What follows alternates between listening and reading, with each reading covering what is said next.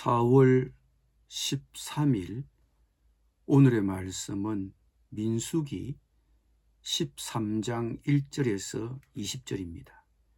여호와께서 모세에게 말씀하여 이르시되 사람을 보내어 내가 이스라엘 자손에게 주는 가나안 땅을 정탐하게 하되 그들의 조상의 가문 각 지파 중에서 지휘관된 자 한 사람씩 보내라.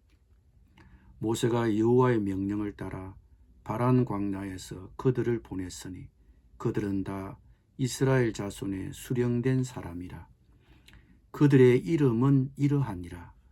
르우벤 지파에서는 삭굴의 아들 삼무아요, 시므온 지파에서는 후리의 아들 사밧이요, 유다 지파에서는 여분네의 아들 갈렙이요, 이사갈 지파에서는 요셉의 아들 이갈이요, 에브라임 지파에서는 눈의 아들 호세아요, 베냐민 지파에서는 라부의 아들 발디요, 스불론 지파에서는 소디의 아들 갓디엘이요, 요셉 지파 곧 므낫세 지파에서는 수시의 아들 갓디요, 단 지파에서는 그말리의 아들 암미엘이요, 아셀 지파에서는 미가엘의 아들 서두리요, 납달리 지파에서는 웁시의 아들 나비요, 갓 지파에서는 마기의 아들 그우엘이니 이는 모세가 땅을 정탐하러 보낸 자들의 이름이라.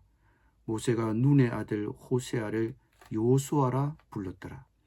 모세가 가나안 땅을 정탐하러 그들을 보내며 이르되 너희는 네겝길로 행하여 산지로 올라가서 그 땅이 어떠한지 정탐하라. 곧 그 땅 거민이 강한지 약한지 많은지 적은지와 그들이 사는 땅이 좋은지 나쁜지와 사는 성읍이 진영인지 산성인지와 토지가 비옥한지 메마른지 나무가 있는지 없는지를 탐지하라. 담대하라.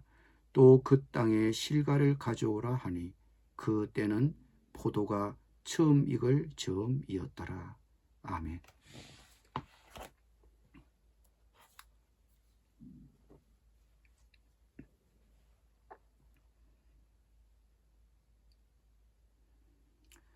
바란 광야에서 하나님은 모세에게 하나님이 이스라엘 자손에게 주신 가나안 땅을 사람을 보내어 그 땅을 정탐하게 하라고 명령하셨습니다. 그런데 우리가 이 명령을 온전히 이해하려면 신명기 1장과 연관해서 보아야 합니다. 신명기 1장 19절에서 22절의 말씀은 하나님이 왜 모세에게 이런 명령을 시달하셨는지에 대한 이유를 알려줍니다. 신명기 1장 19절에서 22절 말씀입니다.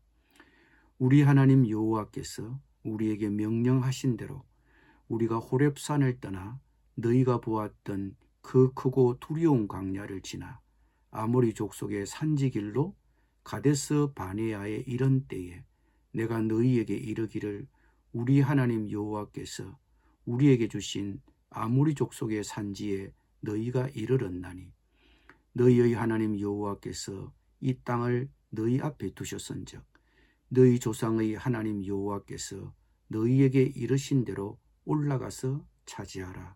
두려워하지 말라, 주저하지 말라 한즉 너희가 다 내 앞으로 나와 말하기를 우리가 사람을 우리보다 먼저 보내어 우리를 위하여 그 땅을 정탐하고 어느 길로 올라가야 할 것과 어느 성읍으로 들어가야 할 것을 우리에게 알리게 하자 하기에 내가 그 말을 좋게 여겨 너희 중 각 지파에서 한 사람씩 12를 택하매.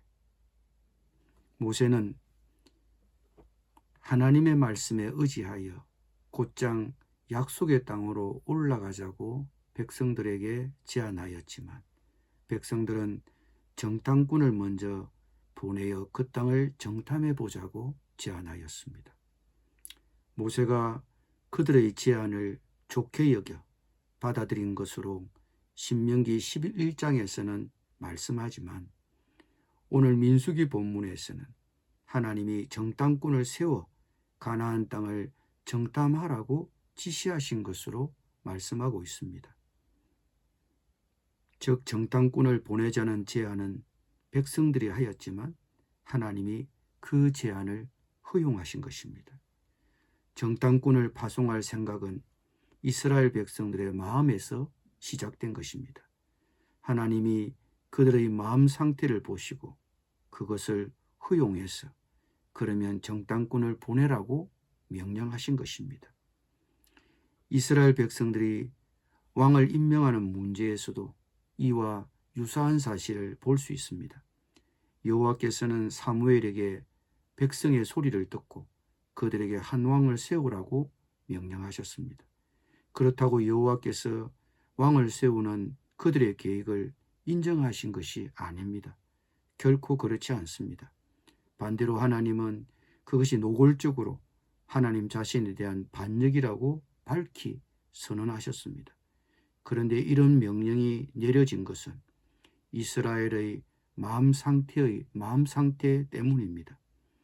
그들이 고집을 부린 결과입니다.